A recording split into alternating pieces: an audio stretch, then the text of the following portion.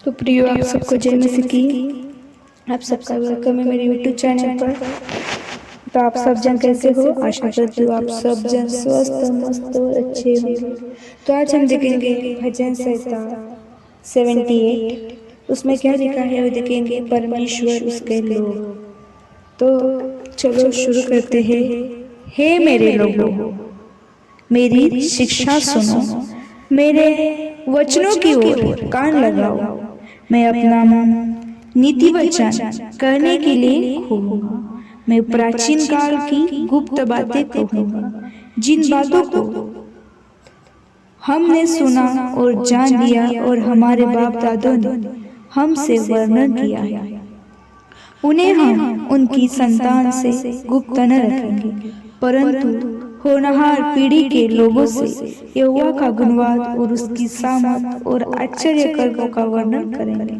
उसने तो याकूब में एक चितौनी ठहराई और इज़राइल में एक व्यवस्था चलाई, जिसके विषय उसने हमारे पितरों को आज्ञा दी कि तुम इन्हें अपने अपने बाल बच्चों को बताना, कि आने वाली पीढ़ी के लोग अर्थात जो बच्चे उत्पन्न होने वाले हैं, वे इन्हें जाने और अपने अपने बाल बच्चों में से इनका बखान करने में उगत हो, जिससे वे परमेश्वर का भरोसा रखे और परमेश्वर के बड़े कामों को भूल न जाए, परंतु उसकी आज्ञाओं का पालन करते रहे और अपने पितरों के समान न हो, क्योंकि उस पीढ़ी के लोग तो हठीले और झगड़ालू थे और उन्होंने अपना मन स्थिर न किया था और न उसकी आत्मा परमेश्वर की ओर सच्ची थी।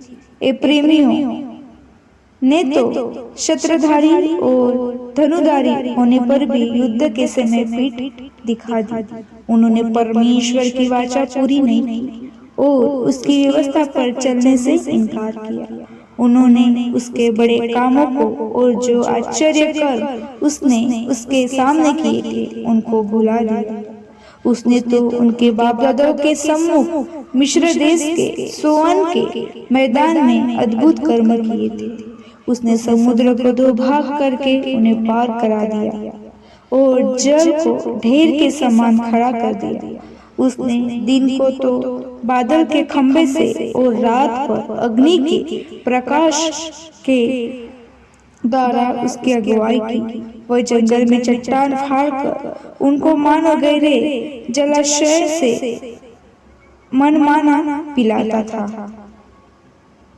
उसने चट्टान से भी धाराएं निकली और नदियों का सा जल बहाया, तो भी वे उसके विरुद्ध अधिक पाप करते हुए और निर्जल देश में परम प्रधान के विरुद्ध उठते रहे। उसने चाहा के अनुसार भोजन मांगकर मन ही मन परमेश्वर की परीक्षा की। वे परमेश्वर के विरुद्ध बोले और कहने लगे, क्या परमेश्वर जंगल में मेज लगा सकता है? उसने चट्टान पर मार के जल बहा दे दिया और धाराएं घमंड उमड़ चली, परंतु क्या वो रोटी भी दे सकता है? क्या वो अपनी प्रजा के लिए मांस भी तैयार कर सकता? यहोवा सुनकर क्रोध से भर गया। तब याकूब के बीच आग लगी और इज़राइल के विरुद्ध क्रोध भड़का, इसलिए कि उन्होंने परमेश्वर पर विश्वास नहीं रखा था, न उसके उद्धार करने की शक्ति पर भरोसा किया। तो भी उसने आकाश को आज्ञा दी और स्वर्ग के द्वारों को खोला और उनके लिए खाने को मन्ना बरसाया और उन्हें स्वर्ग का अन्न दिया। मनुष्य को स्वर्गदूतों की रोटी मिली। उसने उनको मनमाना भोजन दिया। उसने आकाश में पूर्वायु को चलाया और अपने शक्ति से दक्षिणी बहाई और उनके लिए मांस धूल के समान बहुत बरसाया और समुद्र के बालू के समान अनगिनत पक्षी भेजे और उनकी छावनी के बीच में उसके निवासों के चारों ओर गिराए। वे खाकर अति तृप्त हुए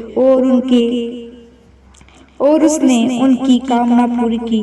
उनकी कामना बनी ही रही। उनका भोजन उनके मुंह में था कि परमेश्वर का क्रोध उन पर भड़का और उसने उनके हष्टपुष्ट को घात किया और इज़राइल के जवानों को गिरा दिया।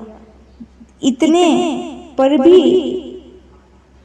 वे और अधिक पाप करते गए और परमेश्वर के आश्चर्य कर्म की प्रतीति न की। तब उसने उनके दिनों को व्यर्थ श्रम में और उनके वर्षों को घबराहट में कड़वाया। जब वह उन्हें घात करने लगता तब वे उसको पूछते थे और फिर कर परमेश्वर को यत्न से खोजते थे। उनको स्मरण आता था कि परमेश्वर हमारा चट्टान है और परम प्रधान परमेश्वर हमारा छुड़ाने वाला है। तो भी उन्होंने उसकी चापलूसी की। वे उससे झूठ बोले क्योंकि उनका हृदय उसकी ओर दूर न था, न वे उसकी वाचा के विषय सच्चे थे। परंतु वह जो दयालु है वह उनके अधर्मों को ढांपता और उन्हें नष्ट नहीं करता। वह बार बार अपने क्रोध को ठंडा करता है और अपनी जलजलाहट को पूरी रीति से भड़कने नहीं देता।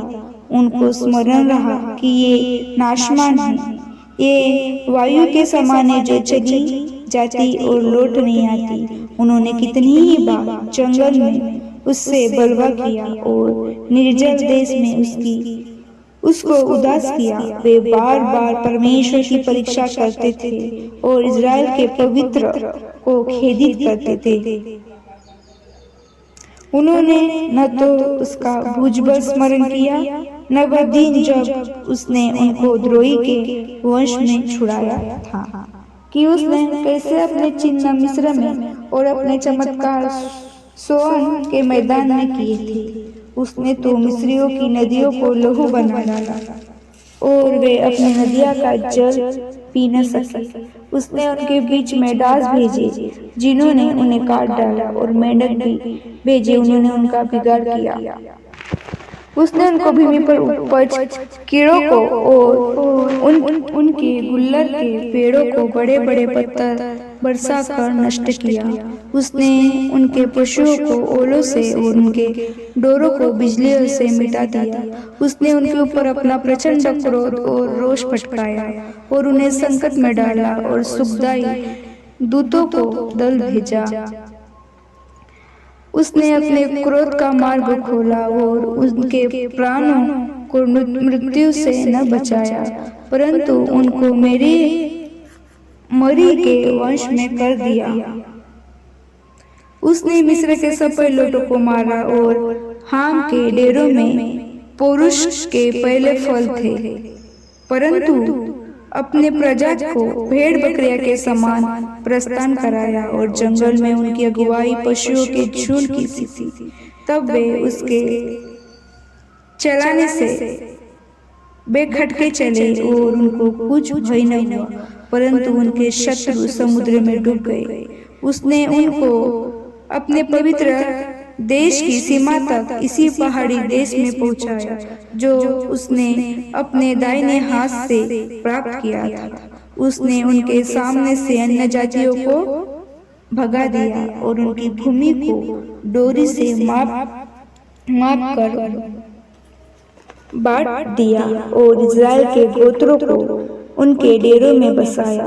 तो भी उन्होंने परम प्रधान परमेश्वर की परीक्षा और उससे बलवा किया और उनकी चितनियों को न माना और मुड़कर अपने पुरखाओं के समान विश्वासघात किया। उन्होंने निकम्मे धनुष्य के समान धोखा दिया, क्योंकि उन्होंने ऊंचे स्थान बनाकर उनको रिस दिलाई और खुदी हुई मूर्ति के द्वारा उसमें से जलन उपजाई। परमेश्वर सुनकर रोष से भर गया और उसने इज़राइल को बिल्कुल टस दिया। उससे शीलो की निवास अर्थात उन तंबू को जो उसने मनुष्य के बीच खड़ा किया था त्याग दिया और अपनी सामर्थ्य को बदुआई जाने दिया और अपनी शोभा के द्रोही के वश में कर दिया।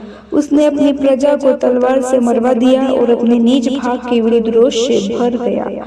उसने जवान आग से भस्म हुए और उनकी कुमारियों के विवाह के गीत न गाए गए। उनके याजक तलवार से मारे गए और उनकी विधवाएं रोने न पाई। तब प्रभु मानो नींद से चौंक उठा और ऐसे वीर के समान उठा जो दाग मधु पीकर ललकारते हैं। अब उसने अपने द्रोही को मारकर पीछे हटा दिया और उनकी सदा की नामधराई कराई। फिर उसने यूसुफ के तंबू को तज दिया और एप्रैम के गोत्रों को न चुना, परंतु यहूदा ही के गोत्रों को और अपने ही प्रिय सिय्योन पर्वत को चुन लिया।